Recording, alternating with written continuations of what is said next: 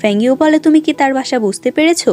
জাওই বলে, হ্যাঁ, একাডেমির লোকেরা যখন তাকে মারতে চেয়েছিল তখন তার হাতে আঘাত লেগেছে, কিন্তু কোনো মেডিসিন না নেওয়ার কারণে এই আঘাতটা এখনো পর্যন্ত আছে। তখন আমরা দেখি সে ডেমনটার ফেস একেবারেই ঠিক হয়ে গিয়েছে। জাওজি এদিকে ফ্যাংইউকে অবিশ্বাস করে তার কাছ থেকে স্পিরিট রিংটা নিয়ে আসার কারণে ক্ষমা চায় আর তাকে তার স্পিরিট রিংটা দিয়ে দেয়। তার হাতে রিংটা দেখে ডেমন মেয়েটি বলে, এই রিংটা তুমি কোথায় পেয়েছো? এটার মধ্যে তো মিস্টার মিউ থাকে। ফ্যাংইউ বলে, হ্যাঁ, মিস্টার মিউ হচ্ছে আমার মাস্টার। এটা শুনে জাওজি বলে, সে তোমার মাস্টার, কিন্তু তুমি আমাকে এই কথাটা একবারও বলনি।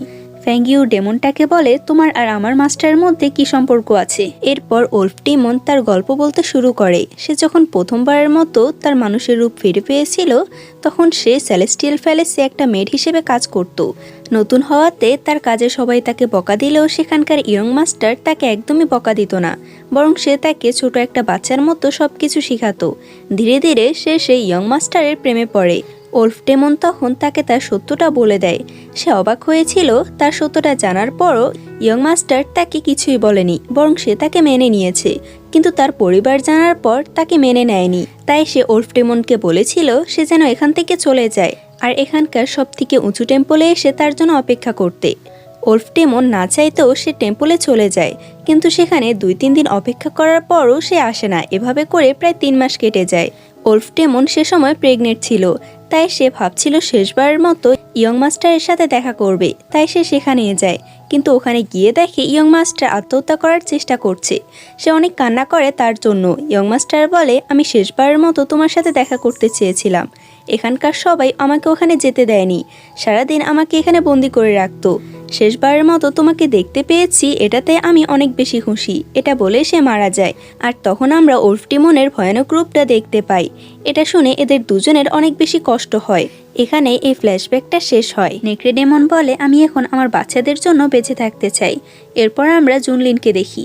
সে এখানে আসার সময় ইউমিংকে দেখতে পায় আর বলে, তুমি তো বলেছিলে তুমি নাকি ফ্যাংইউ সবসময় খেয়াল রাখবে। তুমি কি জানো সে যে এই জঙ্গলে এসেছিল? বেচারা ইউমিংয়ের এমনিতেও হার্ট ব্রোকেন ছিল। সে জুনলিনকে বলে, আমি একটা ডেমনের ছেলে, তাই ফ্যাংইউ কখনোই আমাকে চুজ করবে না। সেখানে তখন আমরা ডেমনদের লিডারকেও দেখি। সে ওখানে আসার কারণে ডেমন আর জাওজি ওখানে পড়ে যায়। জাওজি অজ্ঞান হয়ে যায়। ফ্যাংইউ দেখে ডেমনের বাচ্চা দুটো তো অলরেডি মারা গিয়েছে। নেকড়ে ডেমন এর জন্য ফ্যাংইউকে দায়ী করতে থাকে। ফ্যাংইউ বলে সে কিছুই করেনি, কিন্তু নেকড়ে ডেমন তো এটা বিশ্বাস করে না আর রেগে সে নিজের আসল ফর্মে এসে ফ্যাংইউর উপর অ্যাটাক করতে চায়। রানী আর জুও বলছিল তাদের প্ল্যানটা পুরোপুরি সাকসেসফুল না হলেও কিছু অংশ সাকসেসফুল হয়েছে। যাই হোক, জুনলিন আর তার বন্ধুরা সেই গুহাতে চলে আসে আর যখনই ফ্যাংইউকে দেখতে পায় এই ডেমনটার সাথে, তখন তারা ডেমনটাকে আটকে দেয়। জুয়ান যখন জাওইকে অজ্ঞান অবস্থায় দেখতে পায় তখন সে একটু ভয় পেয়ে যায়। ফ্যাংজি বলে, আমি এই ডেমনটা সম্পর্কে জানি যে অনেক বেশি ভয়ানক, আমাদের এখান থেকে চলে যেতে হবে। তারা প্রত্যেকে সেখান থেকে চলে যায়। অন্যদিকে আমরা রানীকে দেখি যে নিজের পায়ে কুড়াল মারতে এসেছে। সে রাজার কাছে এসে সমস্ত সত্যি কথা বলে দেয় আর বলে, তুমি কি ভেবেছো আমি কি তোমার ওয়াইফ হওয়ার জন্য এতদিন ধরে এখানে আছি? আমি তোমাকে ধীরে ধীরে পয়জন দিচ্ছিলাম, কিন্তু আমার প্ল্যানটা সম্পূর্ণ উইও নষ্ট করে ফেলেছে। তার এসব কথা শুনে রাজা তার সৈন্যদেরকে বলে রানীকে জেলে নেওয়ার জন্য, কিন্তু কেউ নড়ছিল না। রানী বলে, অনেক দেরি হয়ে গিয়েছে, কারণ এসব তোমার নয় বরং আমার কথাই শুনে চলে। তখন ডার্ক নাইট কোডের হেড আসে আর রাজার গলা চেপে ধরে। রাজা বলে, জুনলিন তোমাদের একজনকেও ছাড়বে না। রানী বলে, তার চিন্তা বাদ দাও, এখন তো তোমাকে নিজেকে বাঁচাতে হবে। সে সৈন্যদেরকে বলে রাজাকে এখান থেকে নিয়ে যাওয়ার জন্য, আর এরপর সে নিজের সিংহাসনে বসে যায়। অর্থাৎ সে এখন থেকে কিনিয়ান কন্টেন্ট মানে সেলেস্টিয়াল প্যালেসের রানী হয়ে গিয়েছে, যার কাছে সমস্ত দায়িত্ব থাকবে। ডেমন লর্ড বলে, ফাইনালি এত বছর অপেক্ষা করার পর তুমি এখানকার রানী হতে পেরেছো। এদিকে জুনলিন আর ইউমিং দুজনে লড়াই করছিল। তখন তাদের মাঝখানে সে ডেমনটা চলে আসে আর তাদের উপর অ্যাটাক করে দেয়। প্রত্যেকে মিলে সে ডেমনটাকে আটকানোর চেষ্টা করে। ইউমিং একটা এনার্জি ব্যারিয়ার ক্রিয়েট করে, যার ফলে সে ওখান থেকে বের হতে পারে না। ফ্যাংইউয়ের মনে পড়ে এই ডেমনটা তো নিজের বাচ্চাদের মৃত্যুর জন্য এসব করছিল, কারণ সে নিজের বাচ্চাদের অনেক ভালোবাসত। তাই ফ্যাংইউ বলে সে যে করেই হোক এই ডেমনটাকে তাদের হাত থেকে বাঁচাবে। ফ্যাংইউকে এইভাবে দেখে ইউমিং নিজের পাওয়ার দিয়ে সে ডেমনটাকে আটকানোর চেষ্টা করে, যাতে সে ফ্যাংইউর উপর অ্যাটাক না করে। ফ্যাংইউ সেখানে যাওয়ার সময় ডেমনটা উল্টো ফ্যাংইউকে ভুল বুঝে তার উপর অ্যাটাক করার চেষ্টা করে, কিন্তু সে স্পিরিট রিংটার মধ্যে থেকে তখন মিউ বেরিয়ে আসে, যে কিনা সে ডেমনটাকে আটকে দেয় আর বলে, আমি তোমাকে 20 বছরের সময় দিচ্ছি, এর মধ্যে তোমাকে ডিসিশন করতে হবে তুমি কি বেছে নেবে। তখন সেখানে জুও আসে আর বলে রাজা তাদেরকে অর্ডার করেছে জুনলিন, ফ্যাংইউ, জুয়ান, ফ্যাংজি আর জাওইকে গ্রেপ্তার করতে, কারণ তারা ডার্ক নাইট কোর্টের লোকেদের সাথে লড়াই না করে উল্টো তাদের সাথে একত্রিত হয়ে এখানে ঝামেলা করছে। যেটা শুনে প্রত্যেকে অবাক হলেও জুনলিন বলে, যতক্ষণ পর্যন্ত আমি সত্যটা না জানতে পারবো ততক্ষণ আমি এটা বিশ্বাস করব না। সে ফ্যাংইউকে উঠিয়ে নেয় আর তাদের সাথে যাওয়ার জন্য তৈরি হয়। জুও তখন ফ্যাংইউয়ের গলায় থাকা রিংটা নিয়ে নেয় আর বলে, আমাদের সন্দেহ হচ্ছে সে এই রিংটার সাহায্যে ডার্ক নাইট কোর্টের লোকেদের সাথে যোগাযোগ করছে। জুয়োর বোন মিউইয়াও এই সিদ্ধান্তে একদমই খুশি ছিল না। তার সন্দেহ হচ্ছে তার বোনও হয়তো ডার্ক নাইট কোডের লোকেদের সাথে মিলিত আছে। সে তার বোনকে এসব ব্যাপারে জিজ্ঞেস করলে জুয়ো তাকে কিছুই বলে না। অন্যদিকে এই ডেমনটা নিজের ভালোবাসার মানুষ যেখানে থাকতো সেখানে একবার দেখতে আসে। ওল্ফ ডেমনকে সেলেস্টিয়াল প্যালেসে দেখে জুয়ো তার উপর অ্যাটাক করে দেয়। ওল্ফ ডেমন তখন সে পুরনো জায়গাটা দেখে একটু ইমোশনাল হয়ে যায়। এর সুযোগ নিয়ে জুয়ো তাকে বন্দি করে রাখে। তবে সে ওল্ফ ডেমনকে বলে দেয় তার বাচ্চার মৃত্যুর পেছনে ফ্যাংইউয়ের কোনো হাত নেই। রানী এদিকে তার গার্ডকে বলে, যে করেই হোক ফ্যাংইউ যেন আজকে রাতেই মারা যায়, না হলে তাদের প্ল্যান পুরোপুরি নষ্ট হয়ে যাবে। তো এরপর জাওজিকেও বলে নিজের দলে চলে আসার জন্য, কিন্তু জাওজি মানা করে দেওয়ায় সে তাকেও বন্দি করে নেয়। অন্যদিকে আমরা ফ্যাংইউকে দেখি যাকে লাইটেনিং থান্ডারের মধ্যে বন্দি করে রাখা হয়েছে। আর এমন অবস্থা হয়েছে কিছুক্ষণ পরে তো সে মারা যেতে নেবে। এসব কিছু ডেমনদের লিডার করছিল। ফ্যাংইউ এসব দাঁড়িয়ে থেকে দেখছিল, কিন্তু সে ভাবতে থাকে সে কিভাবে ফ্যাংইউকে হেল্প করবে। রানী এরপর জুনলিনের সাথে দেখা করতে আসে। জুনলিন বলে সে তার বাবাকে কেন বিয়ে করেছে। রানী বলে, আমি আজ তোমার কাছ থেকে কিছুই লুকাবো না। তুমি কি জানো মিউ কেন ইমোর্টাল হতে পারেনি? কারণ তার ইমোর্টাল হওয়ার পিছনে আমি বাধা হয়ে দাঁড়িয়েছিলাম। আমি মিউকে অনেক বেশি ভালোবাসতাম। আমি তাকে বলেছিলাম, কিন্তু সে বলে তার প্রেমিকা মারা গিয়েছে, তাই সে তার জায়গা কাউকে দিতে পারবে না। বাকি জীবনটা মিউ কাল্টিভেশন করে কাটাবে। এটা শুনে আমার কাল্টিভেশনের উপর অনেক বেশি ঘৃণা হতে থাকে। তাই আমি এমন দুনিয়া বানাবো যেখানে কখনো কাল্টিভেশন থাকবেই না। তার এসব কথা শুনে জুনলিন বলে, যত চেষ্টাই করুক সে কাজটা করতে পারবে না। তখন কারো পায়ের আওয়াজ শুনে জুনলিন সেখান থেকে চলে যায়। রানী তার গার্ডকে বলে দেয় প্রত্যেকের কাছে এ খবর ছড়িয়ে দেওয়ার জন্য। জুনলিন একজন রাজকুমার হওয়ার পরও ডেমনদের সাথে মিলিত আছে, এমনকি সে নিজের মাকেও আঘাত করার চেষ্টা করছে আর তাকে মারারও অর্ডার দেয়। অন্যদিকে ওল্ফ ডেমন সেখান থেকে চলে যায়। আর এদিকে ইউমিং ফ্যাংইউকে এভাবে মরতে দেখতে পারছিল না। তাই সে তার বাবাকে বলে, অনেক বছর পর আমি কাউকে ভালোবাসতে পেরেছি। আমি চাই আপনি যেন এই মেয়েটাকে ছেড়ে দিন। ডেমন লর্ড কিছুক্ষণের জন্য অনেক ইমোশনাল হয়ে গিয়েছিল, কারণ তার ছেলে তাকে এ দ্বিতীয়বারের মতো বাবা বলে ডাকছে। কিন্তু সে বলে এটার জন্য অনেক বেশি দেরি হয়ে গিয়েছে। অন্যদিকে মিউইয়াওয়ের মেট জাওজি শহর প্রত্যেককে ছেড়ে দেয় আর নিজের কাজের জন্য প্রত্যেকের কাছে ক্ষমা চায়। ফ্যাংইউকে এভাবে মরতে ইউমিং দেখতে পাচ্ছিল না, তাই সে তার বাবাকে বলে প্রয়োজনে সে ডার্ক নাইট কোডের বিরুদ্ধে যাবে। তারপরও সে ফ্যাংইউকে বাঁচাতে চায়। এটা বলে সে তার সম্পূর্ণ এনার্জি দিয়ে ফ্যাংইউকে বাঁচানোর চেষ্টা করে, কিন্তু ইউমিং এর এনার্জি যথেষ্ট ছিল না, তাই সে পড়ে যায়। নিজের ছেলের এমন অবস্থা দেখে ইউমিং এর বাবা তাকে হেল্প করার চেষ্টা করে, তাও কিছু হয় না। ইউমিং আবারও চেষ্টা করে, কিন্তু তারপরও সে নিচে পড়ে যায়। তাদেরকে হেল্প করার জন্য জুনলিন আসে। তার এনার্জিও এত বেশি ছিল না যে লাইটেনিং থান্ডারের মধ্যে থেকে ফ্যাংইউকে বের করবে। সেও নিচে পড়ে যায়। এসব দেখে ফ্যাংইউ কান্না করতে শুরু করে আর বলে কেউ যেন তার জন্য কোনো স্যাক্রিফাইস না করে। ফ্যাংইউর তখন হঠাৎ করে অন্য একটা জায়গায় চলে যায়, যেখানে সে তার মাস্টার মিউকে দেখে। মিউ বলে, তোমার কি মনে আছে তুমি আমাকে প্রমিস করেছিলে নিজের এনার্জি সবসময় অন্যদেরকে প্রোটেক্ট করার জন্য ব্যবহার করবে? ফ্যাংইউ বলে, একদমই না, কারণ আগের যে ফ্যাংইউ ছিল আমি তো সে নই, তাহলে আমি এসব কিভাবে করব? তখন ফ্যাংইউর সাথে তার আগের যে ফ্যাংইউ ছিল সে দেখা করে। সে বলে, আমি আর তুমি দুজনেই এক। ইমর্টাল ফ্যাংইউ বলে, তোমার উচিত প্রত্যেককে হেল্প করা। আমরা তখন ফ্যাংইউর কপালে তার এনার্জিগুলো দেখতে পাই, যেটা মিউর ছিল। মিউ তাকে কিছু এনার্জি দেওয়ার জন্য ফ্যাংইউর সম্পূর্ণ কাল্টিভেশনটা আবারও জেগে ওঠে। ফ্যাংইউ এতটাই পাওয়ারফুল হয়ে যায় যে তার পাওয়ারের সাহায্যে সে এনার্জি ব্যারিয়ারটাই ধ্বংস করে দেয়, যেটা দেখে আবার ডার্ক নাইট কোডের হেড অনেক বেশি অবাক হয়। সে এরপর তার ছেলেকে বলে তার যেহেতু একটা হাত কেটে গিয়েছে, তাই সে ডার্ক নাইট কোডের এখন কোনো কাজেই আসবে না। ইউমিং যেন তাদের সাথে সমস্ত সম্পর্ক শেষ করে এখান থেকে চলে যায়। বেচারা ইউমিংয়ের এতটা পরিমাণে কষ্ট হচ্ছিল, তারপরও তার বাবা তাকে এখান থেকে চলে যেতে বলছিল। ফ্যাংইওর প্রত্যেকের পর জুনলিনের কাছে দৌড়ে আসে। এটা দেখে ইউমিংয়ের অনেক বেশি খারাপ লাগে। সে চলে যেতে চাইলে ফ্যাংইউ তাকে দাঁড়াতে বলে। ইউমিং ফ্যাংইউকে বলে, আমাকে ডেকে লাভ নেই, আমি যা করেছি নিজের ইচ্ছেতে করেছি। যদি আমার কাছে পাওয়ার থাকতো তাহলে আমি সময়কে আগে নিয়ে যেতাম, আর জুনলিনের আগে আমি তোমার কাছে পৌঁছে যেতাম, তাহলেই হয়তো তুমি আমাকে ভালোবাসতে। তার এসব কথা শুনে আবার জুনলিনেরও খারাপ লাগে। তারপরেও সে ফ্যাংইউকে বলে ইউমিং যেভাবে বেঁচে থাকতে চায় তাকে সেভাবে যেতে দেওয়া উচিত। অন্যদিকে আমরা ওল্ফডেমনকে দেখি যে প্রত্যেকটা সৈন্যকে মারছিল। ডেমনটার সাথে জুও পেরে উঠছিল না, তাই সে অনেক আহত হয়। সে এরপর তার বোন মিউইও এর সাহায্যে একটা গুহায় যায়। মিউইওকে বাহিরে রেখে সে গুহার মধ্যে প্রবেশ করে, যেখানে সে ডেমনিক এনার্জিগুলো প্র্যাকটিস করত। জুওকে এখানে কাল্টিভেশন করতে মিউইও দেখে নেয়। তার অনেক বেশি খারাপ লাগে। জুও বলে, আমি যা করছি সমস্ত কিছু সেলেস্টিয়াল ফেরেসকে বাঁচানোর জন্যই করছি, আর আমি ফ্যাংইওর থেকে হাঁটতে চাই না। মিউইও বলে, আমি এটা বিশ্বাস করি না। আমি এতদিন ধরে তোমাকে অন্ধের মতো বিশ্বাস করে আসছি, আর তুমি এসব সেলেস্টিয়াল ফ্যালেসের জন্য না, বরং নিজের জন্য করছো। মাস্টারকে গিয়ে আমি সব কিছু বলে দেব, যাতে সে তোমাকে থামাতে পারে। সে যাবার আগে জুও তার উপর অ্যাটাক করে। সে তার বোন হওয়া সত্ত্বেও জুও নিজের বোনকে মেরে ফেলে। তার কাছেও এটা অনেক খারাপ লাগে, কিন্তু জুয়োর কিছু করার ছিল না। এরপর জুও আরও অনেক বেশি কাল্টিভেশন করে, যার কারণে সে অনেক হাই র্যাঙ্কের একটা ডেমনে পরিণত হয়। ওল্ফডেমনকে প্রত্যেকটা সৈন্য ঘিরে রাখছিল। ফ্যাংইও ওখানে আসলে প্রত্যেকে বলে, তুমি যদি নিজেকে নির্দোষ প্রমাণ করাতে চাও তাহলে এই ওল্ফডেমনটাকে মেরে ফেলতে হবে। যেটা শুনে ওল্ফডেমন ফ্যাংইউকে বলে তাকে মেরে ফেলার জন্য। ফ্যাংইউ এটাতে রাজি হয় না। ফ্যাংইউ তার ভাষা বুঝতে পারত, কিন্তু কেউই বুঝতে পারত না। ওল্ফডেমন বলে, আমি জানি আমার বাচ্চাদের মৃত্যুর পেছনে তোমার কোনো কারণ নেই, কিন্তু তারপরও তুমি আমাকে মেরে ফেলো। কিন্তু ফ্যাংইউ রাজি না হলে সে ফ্যাংইউর উপর অ্যাটাক করার চেষ্টা করে। যদিও এটা মিথ্যে ছিল, তারপরও ফ্যাংইউ নিজেকে বাঁচানোর জন্য ওল্ফডেমনটাকে মেরে ফেলে। এটা দেখে ফ্যাংইউর তো অনেক বেশি কষ্ট হয়। তার থেকেও বেশি কষ্ট হয় ওল্ফডেমনটা যখন নিজের বাচ্চাদের কাছে গিয়ে সেখানে মারা যায়। সময়টা এমনই ছিল, ফ্যাংইউ কিছু করতেও পারছিল না। ডেমনটা মারা যাওয়ার পর সে স্টার শহরে পরিণত হয়। এটা দেখে ফ্যাংইউ বুঝতে পারে এটাই হচ্ছে স্টার শহরের তৃতীয় টুকরোটা।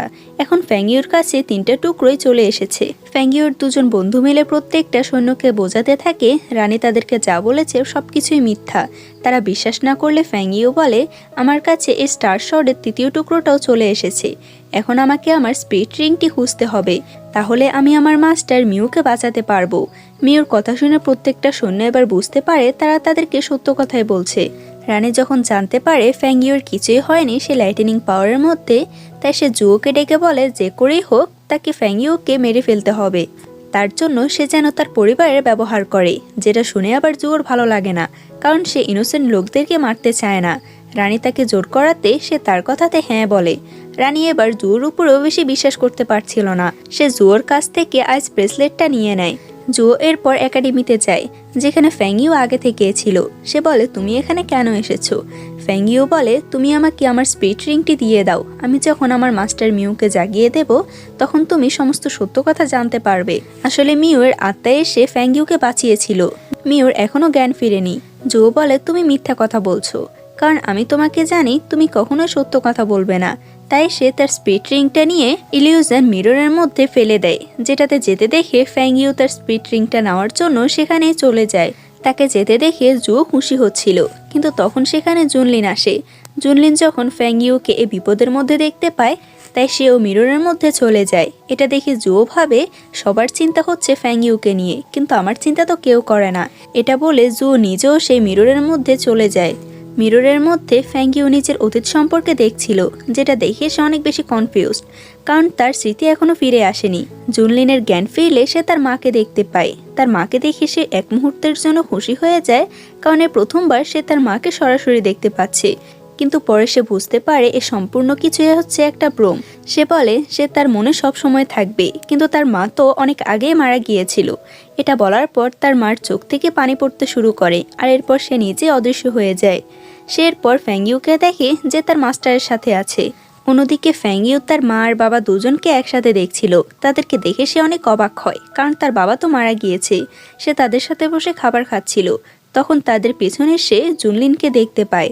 জুনলিন বলে এখান থেকে তাড়াতাড়ি বেরিয়ে আসতে, কারণ এই সবকিছুই হচ্ছে একটা ভ্রম। ফ্যাংইউ তখন নিজেকে সে পাহাড় থেকে পড়তে দেখতে পায়, যেখানে জুও তাকে ফেলে দিয়েছিল। কিন্তু এবারে জুনলিন তাকে বাঁচাতে আসে। সবকিছু আগের মতোই হচ্ছিল। জুও যখনই ফ্যাংইউকে মারতে যাবে, তার সামনে তখন জুনলিন চলে আসে। জুনলিন তখন জুয়োর উপর অ্যাটাক করে, যার কারণে জুয়োর মুখ থেকে রক্ত বের হতে থাকে। তারা দুজনে এটা দেখে অনেক বেশি অবাক হয় যে জুয়ো এতটাও নিচে নামতে পারে। গতবারের মতো সে এবারও ফ্যাংইউকে মারতে পারেনি, তাই সে তাদের দুজনের কাছে হার মেনে নেয়। আর হঠাৎ করে প্রত্যেকে সে মিরর থেকে বেরিয়ে আসে। ইলিউশন মিররের মধ্যে থেকে এই তিনজনের সাথে সাথে আমরা মিউকেও বেরিয়ে আসতে দেখি। অর্থাৎ সে এখন সম্পূর্ণ সুস্থ আর প্রত্যেকে তাকে দেখতেও পাচ্ছে। রানী যখন জানতে পারে মিউ ফিরে এসেছে আর প্রত্যেকে তাকে দেখতে পাচ্ছে, এবার সে শিওর হয়ে যায় যে মিউ সত্যি ফিরে এসেছে। তাই সে তার গার্ডকে বলে প্রত্যেকবার মিউর ওপর নজর রাখার জন্য।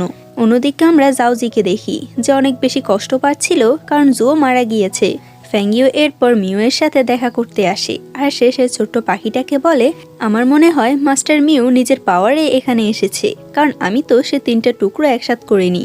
ছোট পাখিটা তাকে মিথ্যে বলার চেষ্টা করে, কিন্তু ফ্যাংইউ তার মিথ্যে কথাটা ধরে ফেলে আর তাকে বলে, যদি তুমি আমাকে সত্য না বলো তাহলে আমি তোমাকে খাবার বানিয়ে খেয়ে ফেলবো।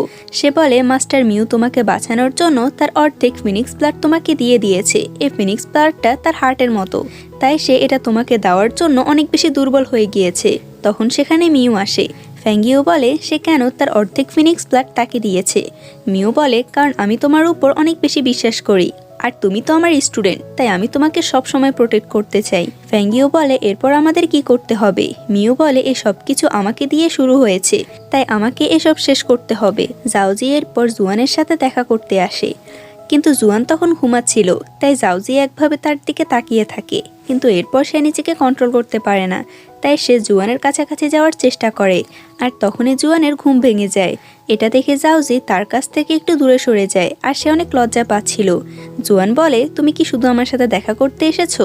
জাওজি চলে যেতে চাইলে জুয়ান তাকে থামিয়ে দেয়, আর হঠাৎ করে সে জাওজিকে কিস করে। জাওজি এটা তো অনেক বেশি অবাক হয়। জুয়ান বলে, আমি জানি তুমি এসবে অনেক বেশি অবাক হচ্ছ, কিন্তু আর যাই হোক আমি সবসময় তোমার সাইডেই থাকবো। রানী এদিকে রাজাকে বাইরে তো নিয়ে আসে, কিন্তু তাকে দেখে মনে হচ্ছিল সে একটা পুতুল। রানী সবাইকে জুনলিনের ব্যাপারে উল্টোপাল্টা কথা বলছিল। ওল্ড ফ্র্যাঙ্ক তখন রানী সমস্ত কথা প্রত্যেককে বলতে চাইলেও রানী তাকেও জেলে ঢুকিয়ে দেয়, আর প্রত্যেককে এটা বলে বোঝাতে থাকে যে রাজার অর্ডার জুনলিনকে যেন তারা কেউই বিশ্বাস না করে। মিও এরপর একটা গার্ডের মাধ্যমে রানীর কাছে একটা গিফট পাঠায়, যেটা হয়তো রানী এক সময় মিউকে দিয়েছিল। এই গিফটটা দেখে রানী অনেক ইমোশনাল হয়ে যায়, আর তার চোখ থেকে পানি পড়তে শুরু করে। যেটা দেখে ডেমন লর্ড বলে, মিউ সত্যি অনেক বেশি চালাক, কারণ সে কোনো যুদ্ধ না করেই তোমাকে কান্না করাতে পেরেছে। রানী বলে, এমন কিছুই না, আমি আমার অতীত ভুলে গিয়েছি। এটা বলে সে সেই গিফটটা ফেলে দেয়। ডেমন লর্ডের পর সেই গিফটটা নিয়ে মিউর কাছে আসে আর বলে, রানী বলেছিল সে তার ফার্স্ট ভুলে গিয়েছে, তাই এসব করে কোনো লাভ নেই। এরপর আমরা একাডেমি সে টিচারটাকে দেখি, যে প্রত্যেকটা স্টুডেন্টকে একসাথ করে বলে তাদেরকে যেন হেল্প করতে। সেখানে থাকা কিছু স্টুডেন্ট বলে, আমরা এখানে পড়তে এসেছি, তাহলে আমাদের কেন এই একাডেমির জন্য নিজেদের জীবন দিতে হবে? যেটা শুনে আবার মিউ অনেক বেশি রাগ হয় আর বলে, আমি ভাবতেও পারিনি এই একাডেমিতে এমন মানসিকতার স্টুডেন্টও চলে এসেছে। তখন আবার তার মুখ থেকে অনেক রক্ত বের হতে থাকে, যেটা দেখে ফ্যাংইউ বলে, আমি কিছুই করতে পারছি না, না আমি আপনাকে সাহায্য করতে পারছি আর না জুনলিনকে। মিউ বলে, যদি আমাদের এই ব্যাটেলটা জিততে হয় তাহলে তোমাকে সম্পূর্ণ কাজ করতে হবে, তার জন্য তোমাকে তোমার পাওয়ারটা ফিরে পেতে হবে। ফ্যাংইউ বলে, কিন্তু তারা এটা কিভাবে করবে? মিউ বলে, এসব করতে হলে আমাদেরকে আগে সময়কে পিছনে নিতে হবে, তাহলে এটা সম্ভব। যেটা শুনে ফ্যাংইউ বলে সেটার জন্য প্রস্তুত আছে। তার যাওয়ার পর সেখানে জুনলিন আসে, যে তাদের কথাগুলো শুনছিল। সে বলে, ফ্যাংইউকে কেন আবার সময়কে পিছনে নিয়ে যেতে হবে আর তার পাওয়ারটা ফিরিয়ে আনতে হবে। মিউ বলে, আমি এসব কিছুই করতে পারি না, আমি ফ্যাংইউকে এসব কিছু থেকে দূরে রাখার জন্য মিথ্যে বলেছিলাম। যদি জুনবু একাডেমির প্রত্যেকটা স্টুডেন্ট মিলে আমার সাথে থাকে, তাও আমি রানীকে হারাতে পারবো না, তাই আমার মনে হয় তাকে এসব কিছুর থেকে দূরে রাখাই ভালো। এখানে এই সিনটা কাট হয়। এরপর আমরা জুনলিনকে দেখি যে ফ্যাংইউকে কোনো একটা জায়গায় এনে শুইয়ে দিয়েছে।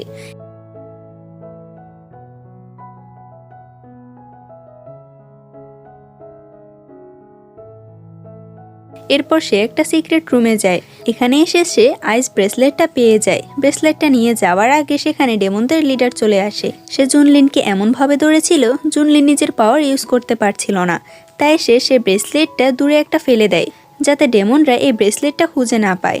ডেমন লিডার এরপর জুনলিনের বুকে তলোয়ার দিয়ে আঘাত করে। আর এখানে কি হয়েছে আমাদের দেখানো হয় না। রানী এদিকে তার বোনের সাথে দেখা করতে এসেছে, যাকে আবার জাউজিও দেখে নেয়। জাউজি ভাবছিল তার মায়ের সাথে রানী হঠাৎ কেন দেখা করতে এসেছে। ফ্যাংইউয়ের জ্ঞান ফিরলে সে প্রথমে জুনলিনের কথা জিজ্ঞেস করে। মিউ বলে সে কাল্টিভেশন করতে গিয়েছে। ফ্যাংইউয়ের এটা বিশ্বাস না হলে সে চলে যেতে চায়, কিন্তু মিউ তাকে আটকে বলে যদি আমাদের পুরো সেলেস্টিয়াল ফেলেসটাকে বাঁচাতে হয় তাহলে এটাই আমাদের একমাত্র উপায়।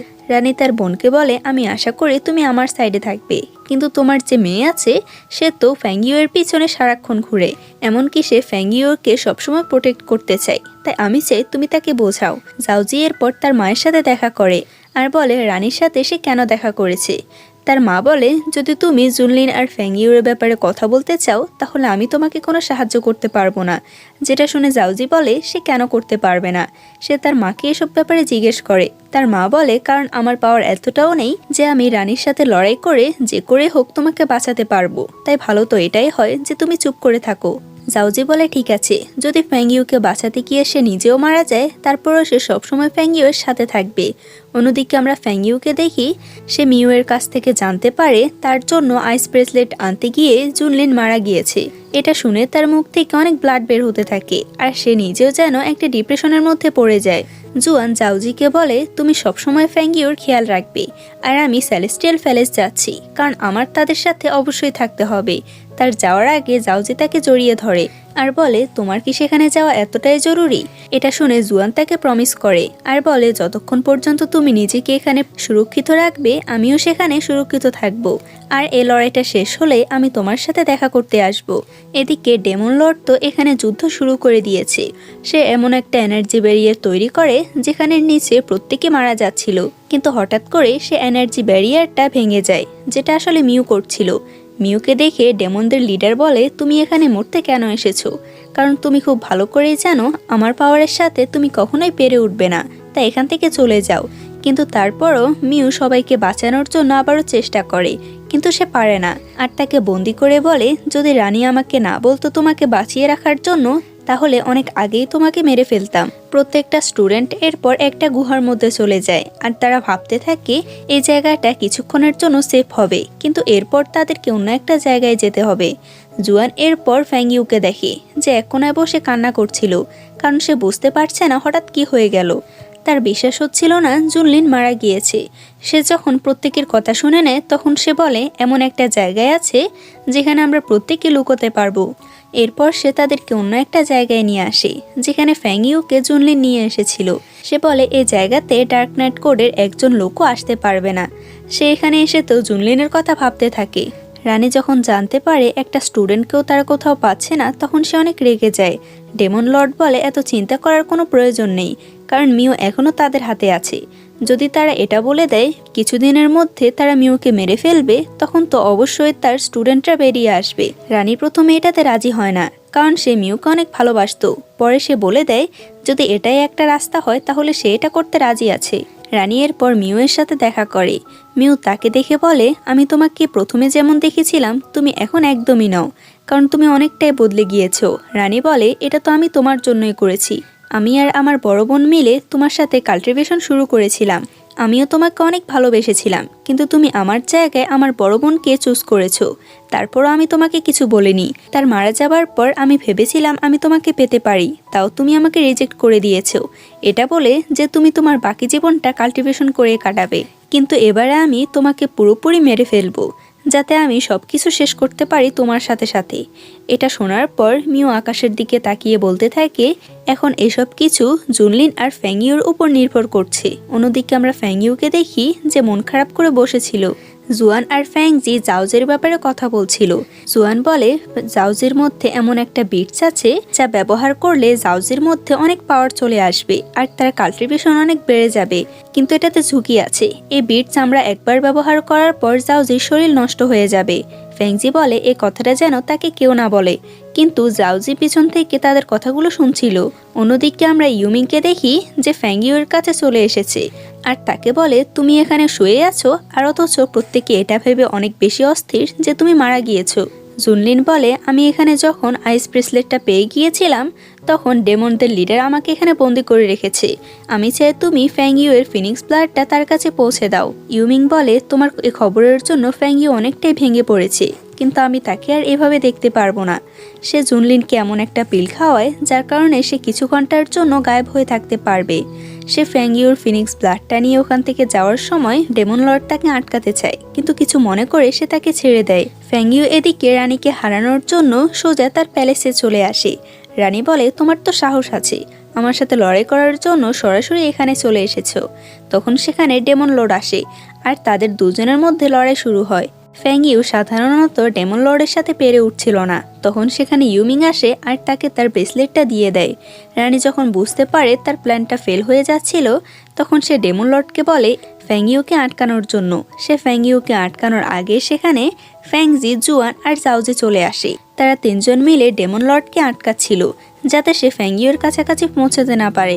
এদিকে জুনলিন মিউকে বাঁচানোর জন্য আসে। মিউ বলে অনেক দেরি হয়ে গিয়েছে, তুমি ফ্যাংইউয়ের কাছে যাও, কারণ সে একাই রানীর সাথে লড়াই করবে। জুনলিন যাওয়ার আগে মিউ তার শেষ এনার্জিটুকু জুনলিনকে দিয়ে দেয় যাতে সে ফ্যাংইউকে সাহায্য করতে পারে। এদিকে এরা তিনজন মিলেও ডেমন লর্ডের সাথে পেরে উঠছিল না। তখন জাওজির মনে পড়ে তার মধ্যে থাকার বিটসটা সে ব্যবহার করতে পারবে। সে যখন এটা করছিল এসব দেখে আবার জুয়ানের অনেক বেশি খারাপ লাগে। সে তাকে আটকানোর চেষ্টা করে। জাওজি তখন ফ্যাংইউয়ের দিকে দেখে, কারণ ফ্যাংইউ তার জন্য অনেক কিছু করেছে, তাই এখন তারই কিছু করা উচিত। এরপর সে রেড বিটসটার ব্যবহার করে আর তার মধ্য থেকে অনেক বেশি পাওয়ার বের হয়। তার পাওয়ারের কারণে সে ডেমন লর্ডকে কিছুক্ষণের জন্য আটকাতে পারে। তখনই জুয়ান তার হাত ধরে নেয় আর বলে যদি আমাদের কপালে এটাই লেখা আছে তাহলে আমি এটাই মেনে নেব, আমি তোমার সাথে যেতে চাই। এরপর তারা দুজনে সেখানে গায়েব হয়ে যায়। আর ততক্ষণে ফ্যাংইউ ফিনিক্স ব্লাডটা নিজের মধ্যে কনভার্ট করতে পেরেছে। ফ্যাংইউর একাঘাতে সে এরপর ডেমন লর্ডকে মারতে চায়। ইউমিং নিজের বাবার এই অবস্থা দেখে ফ্যাংইউকে আটকানোর চেষ্টা করে। এটা দেখে ডেমন লর্ড অবাক হয়ে ভাবতে থাকে সে তার ছেলেকে বের করে দিয়েছিল, অথচ এ সময়েও তার ছেলে তার সাথেই আছে। তখন সেখানে জুনলিন আসে। জুনলিনকে দেখে তো ফ্যাংইউ অনেক বেশি খুশি হয়। আর এরপর ডেমন লর্ড সেখানেই মারা যায়। সে মারা গিয়েছে দেখে তো রানীর আর কোনো পাওয়ারই কাজ করবে না, কারণ সে এসব কিছু ডেমনদের লিডারের সাহায্যে করছিল। তাই সে বলে আমি কখনোই তোমাদের কাছে হার মানব না, কিন্তু শেষ পর্যন্ত তোমাদের কাছে আমার হারতে হলো।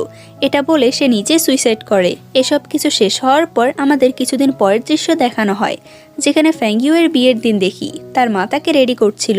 ফ্যাংইউকে তখন জাওজি আর জুয়ান মিলে দেখছিল। তারা তাকে দেখে অনেক বেশি খুশি হয়। আসলে তারা দুজনে এনার্জিতে কনভার্ট হয়ে গিয়েছে, তা তাদেরকে কেউই দেখতে পাচ্ছিল না। এরপর ফ্যাংইউর বিয়ে হলে সে নিজের রুমে বসেছিল। আর এখানে আমাদের এই ড্রামাটি শেষ হয়। আশা করি তোমাদের প্রত্যেকের কাছে এই ড্রামাটা অনেক ভালো লাগবে। পরবর্তী ভিডিও খুব তাড়াতাড়ি চলে আসবে। আল্লাহ হাফেজ।